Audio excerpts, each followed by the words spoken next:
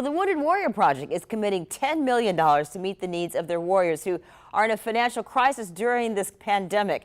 The organization is reaching out to all of its registered warriors to identify who is in distress now due to losing their household income. Warriors who are unable to get food or shelter can apply for emergency funds, which would be $1,000 per household. They are, socially isolated, trying to physically and emotionally recover from what they faced in combat. And when you stack financial stress on top of that, it really becomes a perfect storm that we're trying to disrupt. So registered warriors are asked to only apply for help if they absolutely need it. The organization is asking for more partners in this mission to match that $10 million.